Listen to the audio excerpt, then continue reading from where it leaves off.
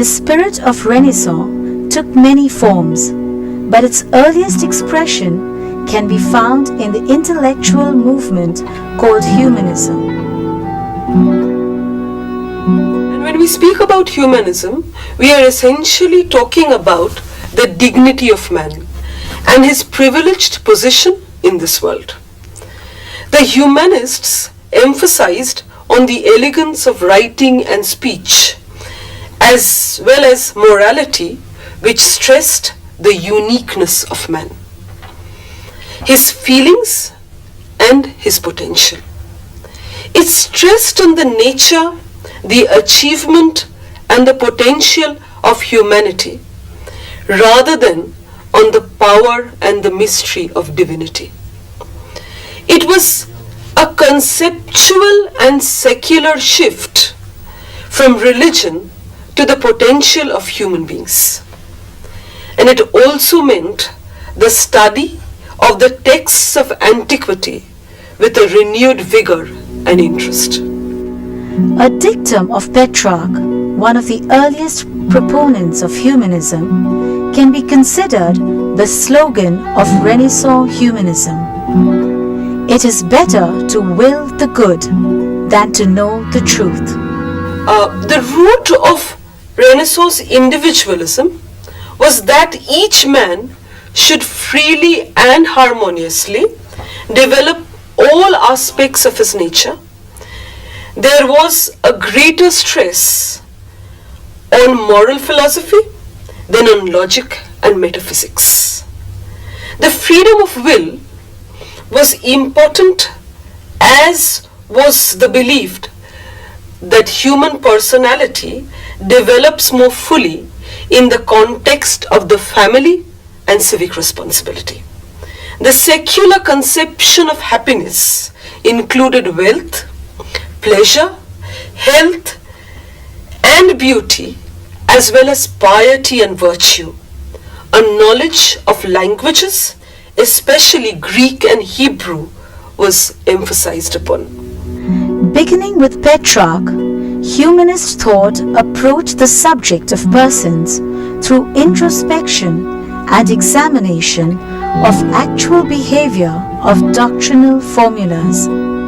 Striving for good life, yet torn by selfish passion, caught between desire for immortality and for earthly fame, alternating between glory and despair. This was person as Petrarch knew them. Humanism was based on scholarship. Pope Nicholas V and his successors subsidized attempts of secure lost works of Latin antiquity and to acquire Greek manuscripts from the destroyed Byzantine world. Stress was given on research in an organized and systematic way. It was patronized by kings and princes. They became collectors of ancient manuscripts, and you have these famous libraries, example the library of Pico della Mirandola. The majority of new collectors were especially the Vatican. The attitude of the humanists was antiquarian in devotion to classical models of style and conduct, but original because it was critical, detached and impartial. This is something that we do not find in the medieval times. Being detached, impartial inquiry is something that is not often seen in medieval history. Humanists dealt with man willing, creating his own beauty and his own worldly destiny. But the definition of that destiny was very much in the Christian tradition. You find that questions are being raised about divinity. Where is God? Does God exist? You must remember that the Crusades have already taken place in the 11th century. The tremendous enormous pressure that Europe had to bear because of the Crusades, the hardships followed by the bubonic plague. All these actually now raised questions in the mind of man that does God exist? If he does, why is it that we have to undergo such tremendous hardships? And from this developed the quest to shift away from God and seek answers from humanity itself. That is why there is a shift from a God-centric world towards a much more human-centric world, a man-centric world, where man was now trying to ask questions and answer those questions himself. The stress or the way that during the medieval times, the way that people depended on divinity, that was giving way to assertion of human values, the assertion of humanity, where it was now felt that certain questions could be answered by man.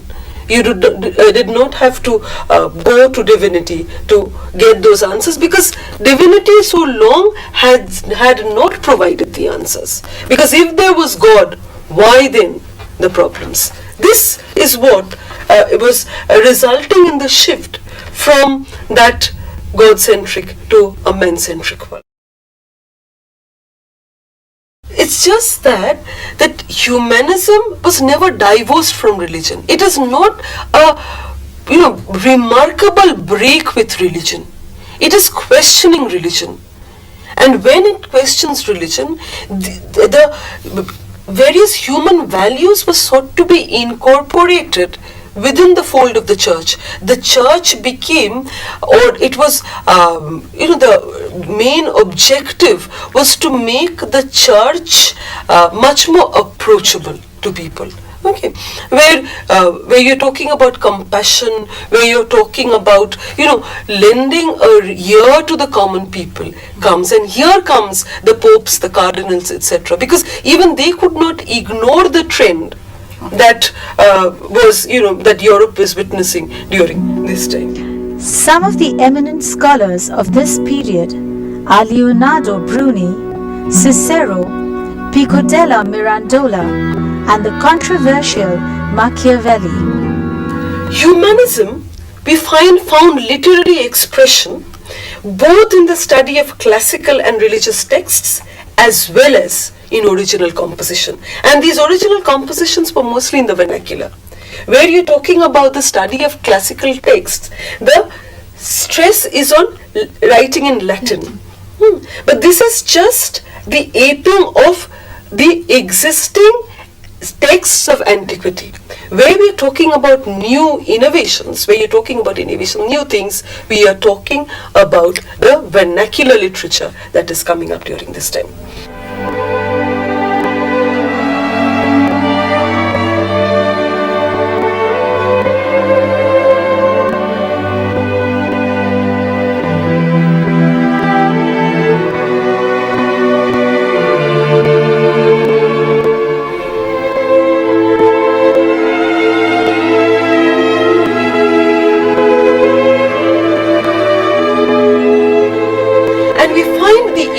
Of humanism in all spheres of life, in say painting, in sculpture, in the political ideas, and in culture as a whole.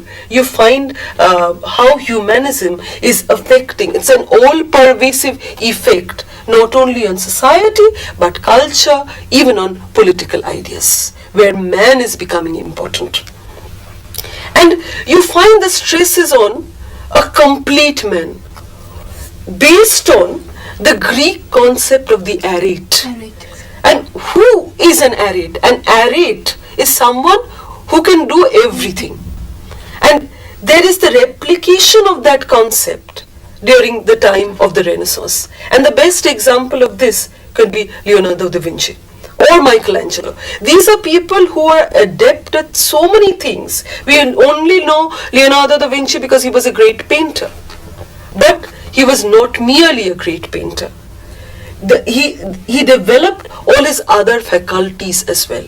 This is the importance, where you are talking about not only aping antiquity, but also relating that to the present circumstances. You find the humanist scholars turning to pagans like Cicero, Livy, and Plato. That history of Cicero, Livy, and Plato was sought to be replicated in the era that we are talking about, all a part of the Renaissance. Now, what is interesting to sort of point out here is that modern scholars influenced by classical works regarded that the antiquity was superior to the medieval ages, and that is why the medieval ages was given a tag, and the tag was the Dark Ages, indicating that the period that we are talking about marked a break with the medieval ages. Those are the Dark Ages.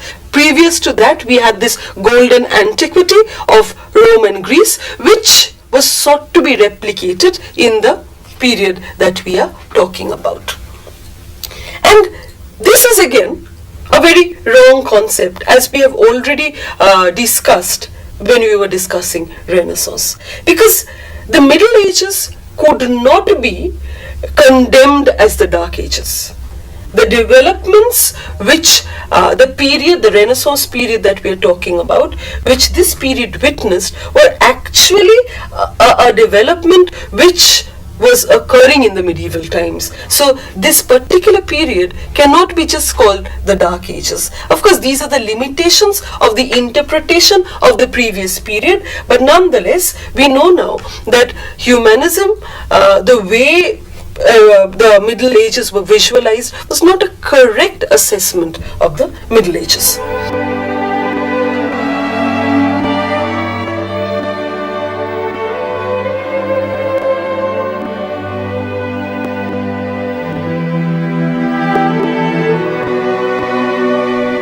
Many Eastern scholars fled to Italy, bringing with them important books and manuscripts and a tradition of Greek scholarship. There were humanist circles which were established, where they discuss and debated various ideas. One example is the Platonic Academy of Florence, which was set up in 1439. If you come to art, if you come to the painters, what do we see? Human figures with a greater accuracy was portrayed during this period. Why? Because this was a period which witnessed the rise of anatomical sciences. This was the period which also saw developments in geometry. So man, or the paintings of man, was very lifelike. Very lifelike. And we find that the writers, the literary writers, stressed on what? Introspective analysis of the emotional and rational sides of man's nature. So there is introspection about man. Both his emotional side and his rational side was analyzed, was introspected upon. And we find that as I have told you, that this was reflected in the study of history as well. It was Petrarch who first understood that antiquity was a civilization apart. The focus of Petrarch's insight was language.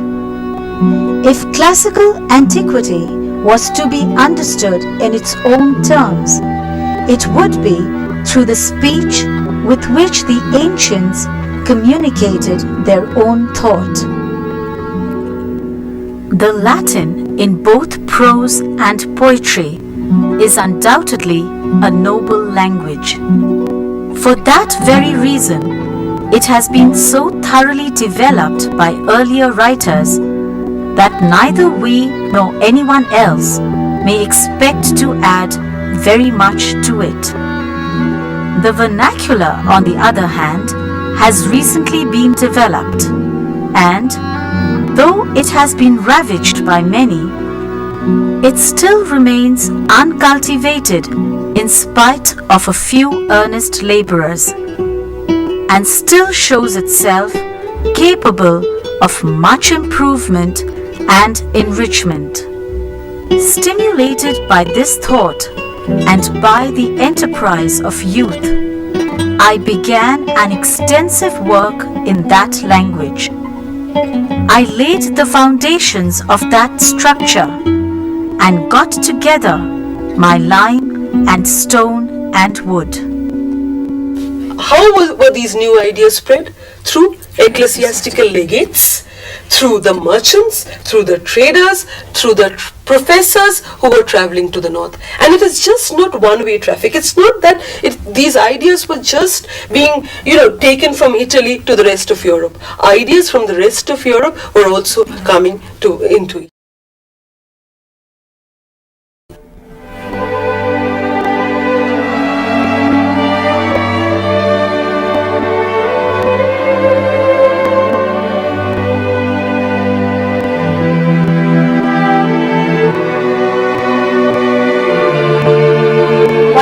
Difference between civic humanism and Christian humanism?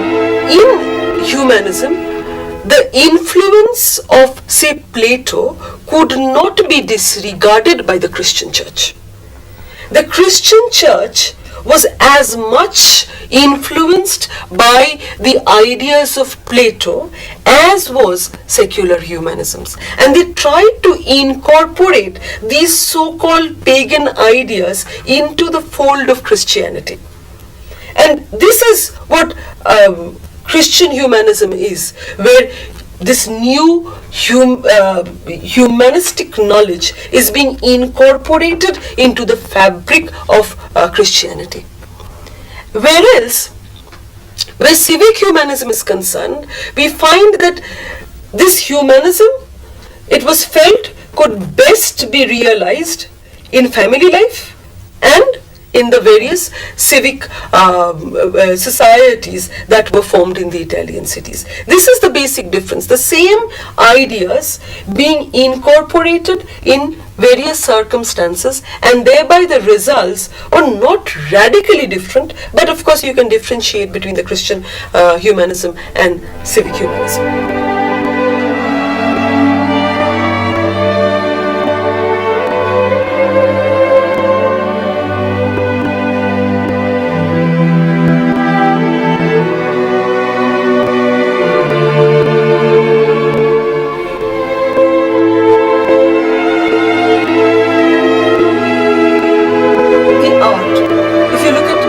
Art, you will find that during this time the circular church comes into being.